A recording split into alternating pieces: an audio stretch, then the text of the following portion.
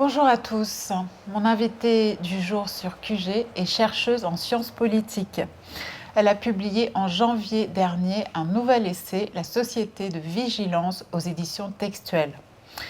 Elle y réfléchit sur les nouvelles méthodes de surveillance appliquées aux citoyens dans les démocraties occidentales, les nouvelles stratégies du pouvoir à l'ère des drones et de la reconnaissance faciale. Bonjour Vanessa. Bonjour. Ce qui m'a beaucoup frappée en lisant votre nouvel essai, c'est qu'on a l'impression, au bout du compte, que la nouvelle stratégie de contrôle des citoyens par l'État consiste à tous nous enrôler. Oui. À rendre le citoyen acteur de sa propre surveillance à travers toutes les informations qu'il divulgue sur sa vie privée ou ses opinions sur les réseaux sociaux, et acteur aussi du contrôle des autres. Ça, c'est le point qu'on découvre à travers votre livre. C'est ça. Ce que j'ai essayé de montrer, c'est que dans la société de vigilance, on est à la fois des proies de la surveillance de l'État, de sa récolte d'informations qui est de plus en plus intrusive, massive. On veut récolter le plus d'informations sur nous, qu'on soit de plus en plus transparent.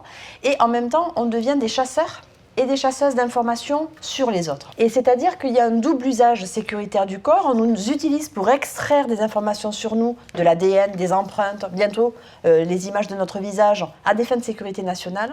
Mais on nous utilise aussi notre corps, nos yeux, nos oreilles, pour qu'on surveille autrui, pour qu'on dénonce autrui, pour qu'on aide à la sécurité nationale. Et effectivement, cette idée que le citoyen doit être engagé, que les citoyennes et les citoyens doivent servir leur pays, utiliser leurs capacités pour aider la police, c'est quelque chose qui est de plus en plus massif, qui est de plus en plus ordinaire, banal, et qui est la marque, à mon avis, de la société de vigilance. Et on le voit avec les appels d'Emmanuel Macron, on le voit avec l'idée de Gérald Darmanin qui vient d'annoncer que peut-être il voudrait créer une réserve de la police nationale où il y aurait des boulangers, des avocats, des citoyennes, des citoyens ordinaires. C'est ça, la société de vigilance, et cet enrôlement dont vous parlez, c'est nous faire participer, à côté de la police, à des opérations, mais c'est aussi nous faire penser comme la police, voir comme la police, entendre comme la police. Et donc, nourrir des visées punitives, acquérir des comportements espions, voyeuristes, enfin tout un ensemble de normes qui s'imposent à nous et qui font de nous des êtres plus contrôlables et plus soumis. Alors, on va entrer dans les détails de toute cette société de vigilance en train de se mettre en place. Je signale toutefois que votre livre part d'une phrase d'Emmanuel Macron. Après l'attentat qui avait été commis dans des conditions pour le moins troubles à la préfecture de police de Paris, sur l'île de la Cité, il avait dit la chose suivante: une société de vigilance, voilà ce qu'il nous revient de bâtir.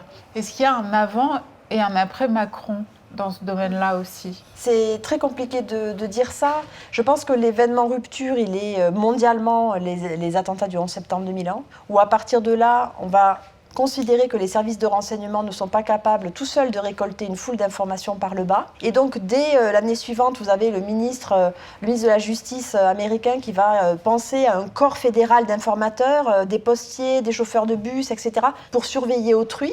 Donc, au niveau mondial, les événements du 11 septembre, ils font prendre conscience qu'on a besoin des yeux et des oreilles de la population, qu'on a besoin des citoyens pour dénoncer, pour se surveiller mutuellement.